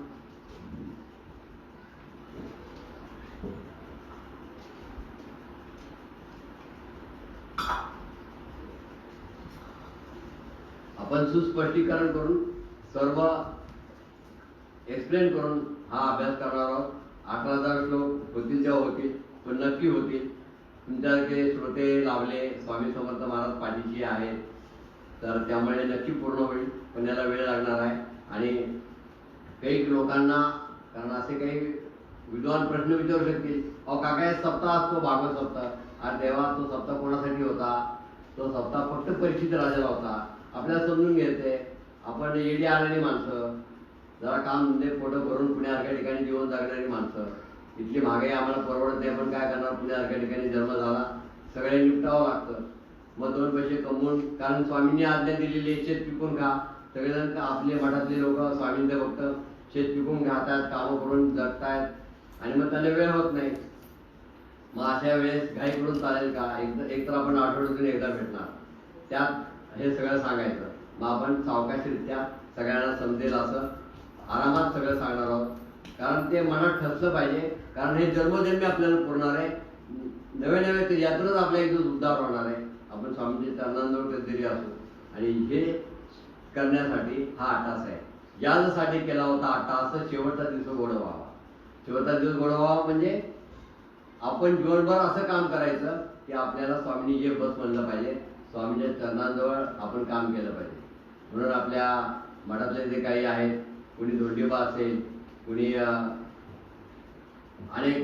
कुणी गोपाळराव असेल, कुणी अक्कलकोटचे गोंडाळ असतील, जो आपला अक्कलकोटचा गोंडा स्वामींना गोंडा बोलणारे कुलदीप, तो सुद्धा आपल्या मठाचा सेवेकरी आहे. तो अक्कलकोटला पण त्याचं घर आहे गोंडाळ गल्लीत, पण पुण्यात पण राहतो. अशा सगळ्या व्यक्तींविषयी मला खूप प्रेम आहे, आदर आहे. का? अरे बाबा माझ्या मनात येतं बरं का, कुलदीप अरे बापरे बापरे, तो अक्कलकोटचा राहणार आहे, मग तो पवित्रच असणार आहेच. तर असं जीवनात आपण वागलं पाहिजे.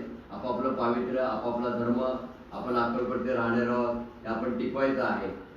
जरी कुठल्याही जत्रेत आपण सामील असलो तरी स्वामींच्या पण जत्रेत आहोत.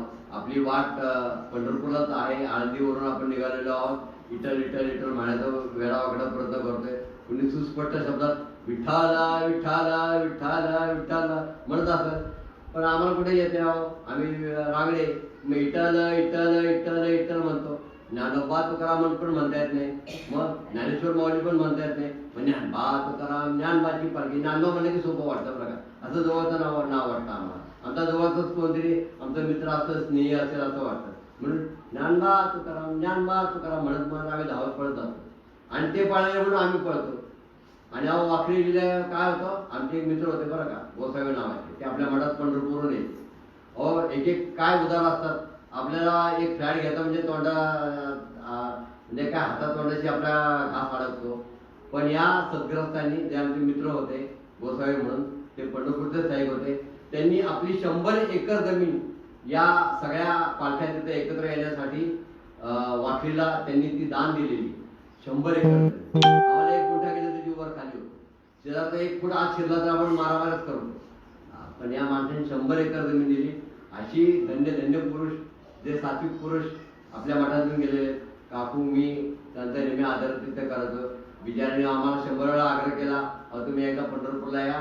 एवढी मोठी माझ्याकडं कित्येक वर्षांपासून पिढ्यानपिढ्या शेकडो वर्ष चालत आलेली माझ्याकडं चांदीची थाळी आहे, ती मला उचलत नाही. तो मोठा धडधाकट उंच पुरा असा सदृढ सत्पुरुष होता गोसावी, पण त्यावेळेस मलाही ताट उचलत नाही. एवढा मोठी थाळी आमच्याकडे चांदीची आहे. तो पांडुरंगाला दररोज आमच्या घरातून माझ्यांनी नैवेद्य जातो, प्रसाद जातो, आणि तो प्रसाद ताट आम्हाला तुम्हाला जेवायला द्यायचे. पण आमच्या मठाच्या कामामुळे आम्हाला कधी वेळ झाला नाही. हा भाग जरा कधी कधी थोडंसं वाईट वाटतं, पण तुमच्यासारख्या भक्तांसाठी तुमची सेवा करण्यात आम्हाला जो आनंद आहे तो त्या चांदीच्या थाळीचा नाही रे बाबांनो. पण असं वाटतं तो एक कणभर प्रसाद त्या गोसाव्यांना समाधान वाटलं असतं, घेतलं असतं तर बरं झालं असतं, पण जाऊ द्या. तर ही भक्ती जी आहे, ही भक्ती नारदाने सगळं सांगून मोकळी झालेली आहे. आणि मग परीक्षित राजाने हे का नाही केलं असं तिने प्रश्न विचारलेला आहे. तर नारदमुनी असं सांगतात, अगं बालिके, अगं तरुणे, अगं युवती, तुझा प्रश्न अगदी बरोबर आहे. पण ज्या दिवशी हे भगवंत, हे श्रीकृष्ण व्याधाने ज्यावेळेस मारलं द्वारकेला, व्याधाने ज्यावेळेस हरणाचा डोळा समजून बाण फेकला आणि तो बाण मारलेला प्रत्यंच्या उल्ल्याने तो सुसाट बाण जो गेला तो त्या अश्वत्थ वृक्षाच्या खाली बसलेल्या या श्रीकृष्णाला लागला, त्याच्या उजव्या पायाच्या अंगठ्याला लागला. आणि त्याच वेळी आमच्या भगवंतांनी हा युलोक सोडला. आता गंमत अशी आहे की देवाला सगळं ज्ञात असतं, पण ज्यावेळेस दारुक नावाचा हा कृष्णाचा सारथी होता, भगवंता म्हणाले माझं सगळं काम झालं, आता मला अवतार संपवायला पाहिजे. तिकडून ब्रह्मदेव बरं का, प्रसिद्ध ब्रह्मदेव आले. तिकडून स्वर्गातून ब्रह्मदेव आणि ब्रह्मा विष्णू महेश, ब्रह्मदेव आणि शंकर म्हणजे आमचे महेश आदिनाथ आणि ब्रह्मदेव हे सारखे शंकराला या विष्णूच्या या श्रीकृष्णाच्या मागे लागले. अहो तुम्ही खाली गेलात, खावलीत त्या गोकुळात रामला, वृंदावनात रामला, अवघर या आम्ही कंटाळलो, आता स्वर्गात या. ते म्हणाले आता नक्की येतो बरं का, असं म्हणून काही कुरुक्षेत्र झालं. कुरुक्षेत्र का धर्मक्षेत्र त्याला म्हणायचा असा प्रश्न विद्वानांना पडला. तर कुरुक्षेत्रात त्या धर्मक्षेत्रावरचं महायुद्ध झालं. 68 ऐका बरं का, त्यावेळेस लोकसंख्या अशीच होती. देशोदेशींचे राजे, देशोदेशींचं सैन्य त्या ठिकाणी जमलेलं होतं. कंदाहार पासून ते आता काबूल पासून, म्हणजे ते आता अफगाणिस्तानच्या बॉर्डरला आहे, तिथले सुद्धा या युद्धात उतरले होते. तो सगळा पूर्वीच्या काळात भारताचा भाग होता. नेपाळ झालं, सिक्कीम झालं, परत लामा लोकांचं कुठलं गाव ते लडाख झालं. तर इकडे ब्रह्मदेश झाला, तिकडे श्रीलंका झाली, म्हणजे पूर्वीच्या काळात सिलोन, उत्तरेकडे परत हा कंदाहारचा भाग झाला, काबूलचा भाग झाला, हा सगळा भारताचा भाग होता. तर तिकडे राजे राजवाडे आले, असे सगळे एकत्र आल्यामुळे 68 कोटी लोक त्यावेळेस मारले गेले. किती? 68 कोटी लोक मारले गेले आणि सगळीकडे हाहाकार मारला. आणि त्याच वेळी भगवंताचं काम संपलं आणि भगवंतांनी प्रश्न केला, या काळाला प्रश्न केला, हे जी सृष्टी चालवतो त्याला प्रश्न केला, अरे काळा, मला आता हा अवतार संपवायचा आहे, मला वरती स्वर्गात या गोलोकात मला तिकडे माझी शंकर म्हणजेच आदिनाथ म्हणजेच प्रताप म्हणजेच भगवंत महेश हे मला हाक मारतायत आणि त्याचबरोबर ब्रह्मदेवही हाक मारतायत की तुम्ही खाली गेलात ते आम्हाला विसरलात का काय, मी लवकर स्वर्गात या, पण आता मला जायलाच पाहिजे. आणि म्हणून त्या काळाला प्रश्न करतायत की मी योगाने मरू का रोगाने मरू, मी योगाने मरू का रोगाने मरू, पण का ठरवतो? बघा गंमत, देव असून कसं करतो, का ठरवतो? तो दारू जो हा सारथी असतो कृष्णाचा, हा दारू ह्या रथाजवळ थांबतो. त्याला का बुद्धी होती? तो रथाजवळ थांबला गेलेला आहे, तो कधीही रथाजवळ बसत नव्हता. जो त्या सारथीचं नाव आहे दारू, तो दारू त्या रथाजवळच थांबला आणि भगवंत एकटेच पुढे निघून गेले आणि त्या वृक्षाच्या तळी त्या कट्ट्यावर आरामात बसले. तेवढं व्यास पलीकडून सुसाट बाण मारतो, तो भगवंताच्या पायाला लागतो आणि भगवंत स्वर्गलोकात निघतात. परंतु निघताना हा व्यास पळत येतो आणि म्हणतो, देवा माफ करा, मला माहित नव्हतं, मला वाटलं हे हरिणे. देव म्हणतात, तू काही काळजी करू नको, माझ्या आधी मी तुला स्वर्गात पाठवतो. आणि म्हणून देवांनी या व्याधाला आधी स्वर्गात पाठवलं आणि म्हणजे मी तुझ्या नंतर येतो, असा देव उदार असतो बरं का. आणि म्हणून ब्रह्मणे नमः हा जप स्वामींनी सांगितला आहे. तो ज्यांचा विश्वास असेल, ज्यांची श्रद्धा असेल, ज्यांची भक्ती असेल, त्यांनी हा जप करायचा आहे. माझा कुठलाही आग्रह नाही, नो कंपल्शन, नो सपरेशन. आपल्या विचारांचं सब्लिमेशन व्हायला पाहिजे. तर आपण हा ब्रह्मणे नमः सगळेजण आपल्या मठातले जप करतायत. आपला लोणचा मठ, आपल्या पुण्यातला मठ, माझे चाहते, माझे वर्गमित्र, शाळेतले, कॉलेजमधले सगळ्यांनी या जपाला लागलेले. जेवढा होईल तेवढा करायचा आहे, आपल्याला करोना लवकर घालायचं आहे. हजारो लोक मृत्युमुखी पडलेले आपल्या डोळ्यांनी पाहायचं नाही. लहान पोरं, वृद्ध माणसं, तरुण माणसं फटाफटा मारतायत. जे या देशाची सेवा करतायत ते पोलीस लोक जात आहेत, काही सरकारी अधिकारी लोक जात आहेत. अशी सेवा करणारी माणसं जी गेले 3-3.5 महिने कष्ट करतायत, दागदगी पहारा करतायत, अशी जर हजारोनी या पोलीस लोकांना हा कोरोना झालेला आहे, मग त्यांच्या घरच्यांनी काय करायचं? आमचे मित्र सोहेल शेख आहेत, ते जंगलीमानचे शिष्य आहेत, जंगलीमानच्या गादीवर आहेत, पण ते पोलीस खात्यात पण आहेत. ते सुद्धा म्हणतायत की सोहेल शेख तर मी सांगतोय ते सुफी पंथाचे आहेत, सर्व धर्मांना आमच्यासारखेच मानणारे आहेत, त्यामुळे ते माझे अत्यंत जवळचे मित्र आहेत. तर ते सांगतात मला 3:30-4 वाजले तरी ड्युटी असते पहाटेचे आणि मी 4-4:30ला घरी जातो, कपडे सगळे बाहेर काढतो, स्नान करतो, मग घरात एंट्री मिळते, पुन्हा सकाळी उठून कामाला जावं लागतं. अशी यांची अवस्था आहे.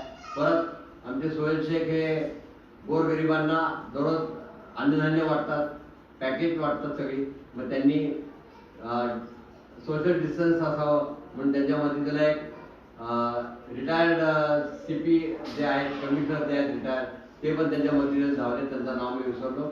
आणि मग ते सगळ्या या गोरगरिबांना, गरज असलेल्या लोकांना धान्य वाटप केले.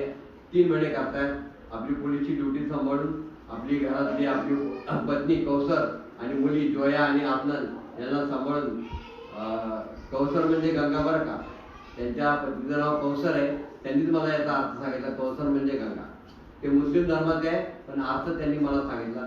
जोया आणि आफननचा सुद्धा अर्थ खूप मोठा आहे, पण आता आपल्याला वेळ हवी त्या शिरायचा नाही. तर अशी कामं करणारी माणसं आहेत ज्यांचे मृत्यू आपल्याला बघायचा नाही. आपला सगळा देश नव्हे, आपलं सगळं विश्व.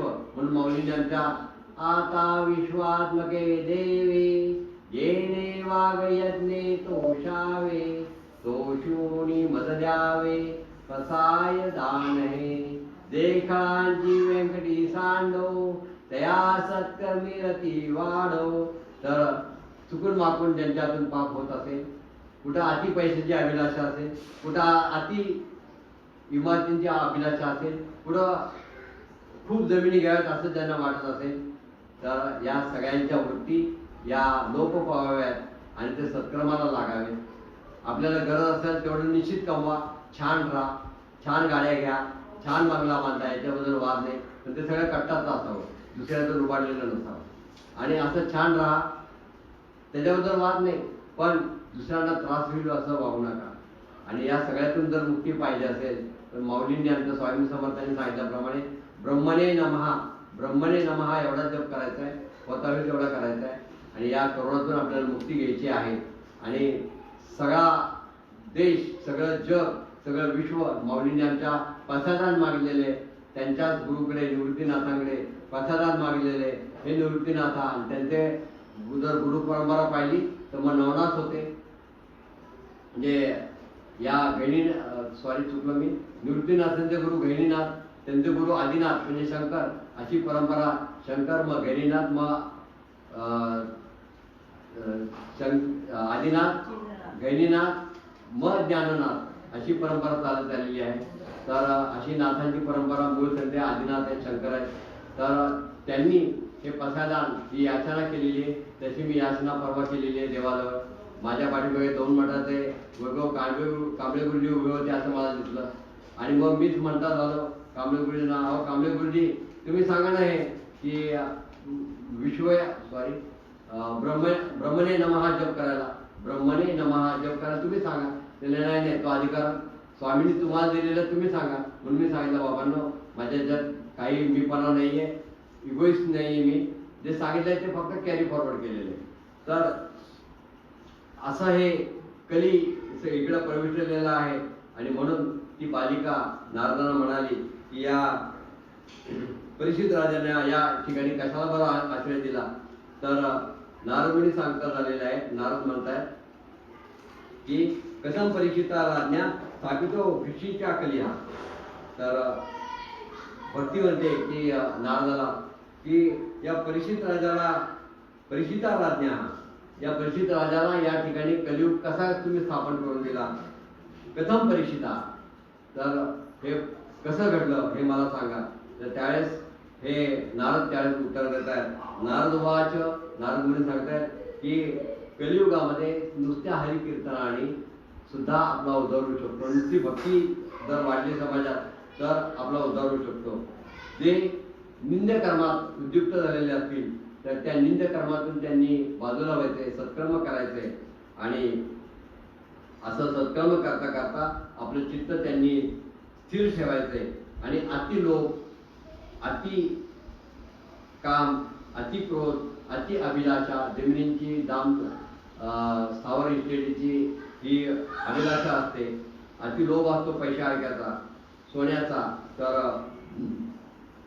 या सगळ्यासाठी तुम्ही मनावर एक अंकुश ठेवा, मनावर नियंत्रण ठेवा. आणि ते नियंत्रण न राहिल्यामुळं हा कली या ठिकाणी बलाढ्य झालेला आहे. तर तुम्ही हे असं करा. आणि मग ही विष्णू भक्ती हळूहळू सगळीकडे दिसायला लागलेली आहे. आणि